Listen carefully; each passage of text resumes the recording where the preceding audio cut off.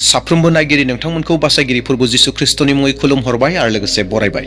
इजराइलखौ बुहुमनि बयनिख्रुइबो गोथारसिन आरो बेजों लोगोसे बयनिख्रुइबो बांसिन दान्थे बिदान्थे गोनां हादर होननानै गनायनाय जायो। इजराइलखौ मोनथाम गाहाय गुदि धोरोमफोरा बेंखननानै दं। बेफोरनो जादों इहुदि धोरोम, ख्रिस्टियान धोरोम आरो इस्लामफोरनि गेजेराव जरखा गोनांथि होनाय जादों। मुस्लिम धोरोमनि फोथायनायनि बायदिब्ला बेनिफ्रायनो हजरत महम्मद साहेबा सोरगोआव थांदोंमोन।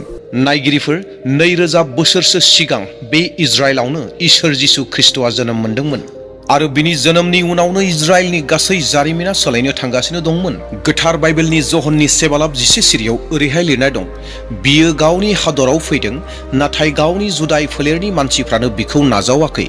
इसोर जिसुआ गावनि मानसिफोरनि खाथियाव फैबाय, नाथाय बिनि मानसिफ्रा बिखौ सिनायासै, बिनि बुंनाय बाथ्राफोरखौ फोथायाखसै, बिनि सोमोनांथाव मावनायफोरखौ नारगारबाय एबा नेवसिबाय आरो जोबनायाव बिखौ क्रुसावसो आलायबावबाय। अनजाग्रा नायगिरि प्रियफोर, दिनै 2000 बोसोर बारलांबाय, नाथाय दिनैसिमबो गोबां जिहुदिफोरा जिसुखौ गावसोरनि मसीह होननानै नाजावाखै। दा अनजाग्रा ख्रिस्टनि बिसा नायगिरि प्रिय नोंथांमोन, बेखिनियावनो गोबां सोंलुफोरा जोंनि गोसोआव फैयो। बे सोंलुआ जाहैबाय, जिहुदिफोरा मानो इसोर जिसु ख्रिस्टखौ फोथायाखसै, मानो नाजावाखसै आरो मा जाहोनफोरा बिसोरखौ जिसु ख्रिस्टखौ नाजावनायाव होबथानानै दोनखो? आंनि अनजाग्रा नायगिरि लोगोफोर, दिनै बे भिडिअआव जों बेफोर सोंलुफोरनि फिननायखौ मिथिनो नाजागोन। बेनिखायनो जोबजासिम भिडिअखौ नायथार आरो लोगोसेयैनो खावलायनो हास्थायबाय, सोरबाफोर जुदि चेनेलाव गोदान फैदोंब्ला चेनेलखौ दानो साबस्क्राइब खालाम, मोनसे लाइक हो आरो नायखांजोबनानै नोंथाङा जुदि मोजां मोनोब्ला भिडिअखौ गुबुननोबो शेयार खालामनानै होगोन। अनजाग्रा नायगिरि प्रिय नोंथांमोन, गोबां जाहोनफोरनि गेजेराव आङो नोंथांमोननो 9 जाहोनखौ दिन्थिनानै होनो नागिरदों। दे अब्ला आंजों लोगोसे फैफादो। सेथि जाहोन, बेनो जाबाय मानसिजों सोरजिजानाय आसार खान्थिनि थाखाय। अनजाग्रा नायगिरि लोगो नोंथांमोन, जिहुदिफोरा गावसोरनि गायसनजानाय धोरोमारि आसार खान्थिफोरखौ आयेननि गोजौसिनाव सानोमोन, नाथाय जिसु ख्रिस्टआ आयेननि बेरेखा नङामोन एबा आयेननि बेरेखायै खामानि मावाखैमोन। बबेखानि जिसु ख्रिस्टआ बेखौसो फोरोंदोंमोन दि आयेना मानसिनि थाखाय दाजानाय, मानसिनि बिथोननि थाखाय नङा, बेखौसो जिसु ख्रिस्टआ फोरोंदोंमोन। जिसु ख्रिस्टआ साबातनि सानखौ गोथार होननानै सानो, नाथाय साबातनि जाहोनाव बिसोरो माब्लाबाबो मोजां खामानि मावनायखौ नागाराखैमोन। मार्कुसनि 3 बालाबाव जोङो बेबायदि फरायनो मोनोदि सासे आखाइ रानजानाय मानसिखौ जिसु ख्रिस्टआ साबातनि सानाव गोख्रों खालामदोंमोन, बोलोखौ होदोंमोन, डेट मिन्स फोसाबनानै होदोंमोन। बेखौ नुनानै फारिसाइफोरा रागा जोंखांदों, एबा बेखौ नुनानै फारिसाइफोरा जिसु ख्रिस्टखौ रागा जोंबाय जे बियो साबातनि सानावबो बेफोर खामानिखौ मावो होननानै रागा जोंबाय। जेब्ला साबातनि सानाव जिसु ख्रिस्टआ बे खामानिखौ मावबाय जे सासे मानसिनि आखाइ राननायखौ सोखानानै होबाय, बै समाव जिसु ख्रिस्टखौ नायबाय थाग्रा, जिसु ख्रिस्टखौ दायाव खोख्लैनो नागिरग्रा बै फारिसाइफोरा दङमोन आरो बै समाव बे खामानिखौ मावनायखौ नुनानै बिसोरो लोगो लोगोनो ओंखारलांनानै बै खुलुमग्रा न'निफ्राय ओंखारलांनानै हेर'द राजानि मानसिफोरजों लोगोसे खायदा खालामहैबाय, सानफाहैबाय जे जिसु ख्रिस्टखौ बोरै दायाव खोख्लैनो हागोन। जिसु ख्रिस्टआ जिहुदिफोरनि नेमखान्थिफोरजों सोलियाखैमोन, नाथायब्ला जिसु ख्रिस्टआ बिसोरनि गाज्रि, बिसोरनि थगायनाय, बिसोरनि मिसुलियाफोरखौ सोराङाव लानानै फैदोंमोन एबा दिन्थिनानै होदोंमोन एबा बुंनानै होदोंमन। बिनिखायनो जिहुदिफोरा एबा बै फरिसीफोरा जिसु ख्रिस्टखौ नाजावाखैमोन, जिसु ख्रिस्टखौ मसीह एबा बासायगिरि होननानै नाजावासै। दानाब्ला फैदो जोङो नैथि जाहोनखौ नायदोनि। नैथि जाहोन, बेनो जाहैबाय धोरोमगुरुफोरनि पापफोरखौ दिन्थिनानै होनायनि थाखाय। जेब्ला सानसेखालि जिसु ख्रिस्टआ मन्दिराव दङमोन, बै मन्दिराव थानाय समाव फरिसीफोर आरो आयेनगुरुफोरा सासे जिनाहारियाव हमजानाय आइजोखौ जिसु ख्रिस्टनि खाथियाव लानानै फैदोंमोन आरो माखासे बेबायदि सोंलुफोर खालामफैदोंमोन। आरो सोंलु खालामनायनि ओंथिया बेनोदि जे फरिसीफोरा आरो आयेनगुरुफोरा जेन जिसु ख्रिस्टखौ दायनिगिरियाव खोख्लैनो हायो, बेनि थाखाय बिथांमोना माखासे सोंलुफोरखौ खालामफैदों आरो बुंफैदों जे गुरु, फोरोंगिरि, जे जोङो सासे आइजोखौ जिनाहारि खालामबाय थानायावनो हमनानै मोनबाय आरो बेखौ जों नोंनि खाथियाव लानानै फैदों। दा मुसिनि आयेन बायदिब्ला बिखौ अन्थाइजों खुबैथारनांगौ। दा नोङो बे बिसयाव मा बुंनो हमो एबा नोङो मा बुंगोन, जोंनो खोन्थादो होननानै फरिसी आरो आयेनगुरुफोरा बुंबाय। आरो बै बुंबाय थानाय समाव जिसु ख्रिस्टआ बिसिनि बाथ्रानि जिथु इन्टेनसन दङ बेखौ मोन्थिखागौखाय जिसु ख्रिस्टआ गंनानै हायावसो माबा माबि लिरबाय थादोंमोन। नाथाय ब्रा ब्रा सोंबाय थानायखाय जिसु ख्रिस्टआ फिननाय होनायसै जे नोंसोरनि गेजेराव रावबो दाय गैयै सुबुङा एबा पाप गैयै सुबुङा अन्थाइ खुबैथोंसै होननानै जिसु ख्रिस्टआ बै समाव बुंबाय आरो बे बाथ्राखौ खोनानानै बै आयेनगुरुफोर आरो फरिसीफोरा साफा ओंखारलांबाय आरो बै जायगायाव केबल बै आइजो आरो जिसु ख्रिस्टआल'सो थाबाय। अनजाग्रा नायगिरि आंगो लोगो प्रिय नोंथांमोन, जिहुदिफोरा गावसोरखौ अब्राहामनि फोलेर होननानै सानोमोन, नाथाय बिसोरनि हाबाफोरा अब्राहामनि बादि नंथारामोन।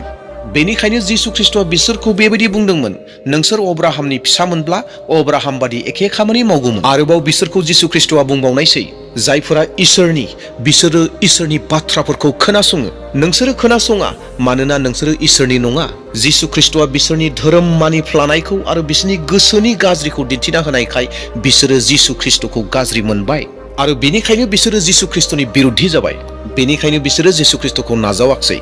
दानाब्ला फैदो अनजाग्रा लोगोफोर, जोङो थांदोनि थामथि जाहोनखौ नायदोनि, बेनो जाहैबाय ख्रिस्टजों सोमोन्दो गोनां भबिष्यतबाणीनि बाथ्राखौ गोरोन्थियै बुजिनाय। अनजाग्रा आंगो लोगो नोंथांमोन, जिहुदिफोरा धोरोम बिजाबखौ फरायो, नाथाय बिथांमोनहा बेखौ मोजाङै बुजिनो हायाखैमोन। बेनिखायनो जिसु ख्रिस्टआ बिसोरखौ माथाइनि 22:29 सिरियाव ओरैहाय बुंदोंमोन, नोंसोरनि साननाया मा एसे गोरोन्थि जाखो, मानोना नोंसोरो शास्त्रखौ एबा इसोरनि बोलोखौ मिथिया। आरोबाव जिसु ख्रिस्टआ लुकासनि 14:17निफ्राय 19 सिरिसिम जेसाया नाबिजों लिरनानै दोनजानाय एबा जेसाया नाबिनि जिथु बुंनाय बाथ्रा, बै बाथ्राखौ फरायनानै होबाय, अब्लाबो बिसोरो बुजिया। अनजाग्रा प्रियफोर, जिसु ख्रिस्टआ थांखांफिननायनि उनावबो इमाउसनि लामायाव सानै चेलाफोरखौ बेबायदि बाथ्रा बुंदोंमोन एबा बुजायदोंमोन, जे गासै पबित्र शास्त्रआ, गोथार शास्त्रआ आंनि सोमोन्दै बुङो होननानै, डेट मिन्स जिसु ख्रिस्टनिनि सोमोन्दै बुङो, अब्लाबो जिहुदिफोरा बुजियाखसै, बे बाथ्राखौ बुजायदोंमोन एबा बुंदोंमोन। जाय जारिमिनखौ एबा बाथ्राखौ लुकासनि 24:13निफ्राय मोनगोन आरो 25 सिरियाव बे बाथ्राखौ जिसु ख्रिस्टआ बुंदों जे जिहुदिफोरा माब्लाबाबो सैथोखौ बुजिनो नाजायाखसै एबा बुजियाखसै। जिहुदिफोरा जिसु ख्रिस्टखौ नाजावैनि ब्रैथि बाथ्रा बेनो जाबाय सैथोनिख्रुइ धोरोमारि दैदेनगिरिफोरनि सायाव बांसिन फोथायनाय। अनजाग्रा नायगिरि लोगोफोर, जिसु ख्रिस्टआ गोबां सोमोनांथाव हाबाफोरखौ मावदों, जेरैहाय मेगन नुयैखौ नुहोदोंमोन, थैनायफोरखौ फोथांदोंमोन, बेरामिफोरखौ मोजां खालामनानै होदोंमोन। थेवबो मानसिफ्रा सैथोनि सोलाय नंखायखौ सायख'दोंमोन। बिनिखायनो जिसु ख्रिस्टआ माथाइनि 15:14 सिरियाव ओरैहाय बुंदोंमोन, बिसोरनि थाखाय जेबो दासान, बिसोरो गावसोरनो खाना आरो खाना मानसिफोरनो लामा दिन्थियो, नाथाय सासे खानाया गुबुन सासे खानाखौ बोलांब्ला सानैबो गरखायाव गब्र'हैगोन। अनजाग्रा प्रियफोर, बै फरिसीफोरा, बै दैदेनगिरिफोरा जिसु ख्रिस्टखौ नंखाय दायाव खोख्लैदोंमोन, नंखाय दाय फोनांदोंमोन आरो बाराब्बा बायदि गिथावना सिखाव दायनिगिरिखौ दाय गैयै खालामदोंमोन। नायगिरि अनजाग्रा लोगोफोर, दानाब्ला फैदो जोङो बाथि बाथ्रायाव थांदोनि, बेनो जाहैबाय जिसुआ सासे राजखान्थियारि मसीह एबा दैदेनगिरि नङामोन। अनजाग्रा नायगिरिफोर, जिहुदिफोरा बेबायदि मसीहखौ नेनानै दंमोन जेरावहाय जायहा दाबिद बायदि रायजो खुंगोन एबा दैदेनगोन आरो बिसोरखौ रमान खुंथायनिफ्राय उदां खालामगोन। नाथाय अनजाग्राफोर, नोंथांमोना बयबो मोनथिगौना बे बाथ्राखौ जिसु ख्रिस्टआ मा बुंदोंमोन? जिसु ख्रिस्टआ बुंदोंमोन जे आंनि रायजोआ बे संसारनि नङा होननानै जिसु ख्रिस्टआ बुंदोंमोन। अल्ड टेस्टामेन्ट एबा गोजाम रदायनि जि गितफोरनि 22 नम्बरनि बाथ्रा आरो जेसायानि 53 नम्बरनि जि बाथ्रा, जि भबिष्यतबाणी होनानै दोननाय, बे भबिष्यतबाणीयाव जिसु ख्रिस्टआ सासे दुखु सैसोनो गोनां जागोन आरो सासे बोलि होग्रा जागोन, बे बाथ्राखौ बैयावनो बेखेवनानै दोनदों।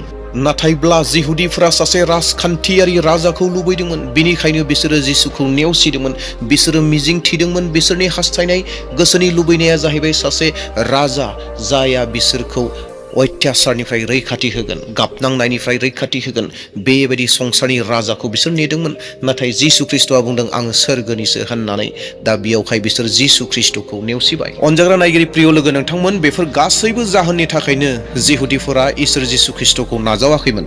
अनजाग्रा नायगिरिफोर, जुदि नोंथाङा सानोब्ला बिनि अनगायैबो गुबुन जाहोनफोर दं होननानै बैफोर जाहोनफोरखौ कमेन्टआव मोनथिहोदो, जेन गुबुनाबो नोंथांनि कमेन्टखौ फरायनानै मोनथिनो हायो।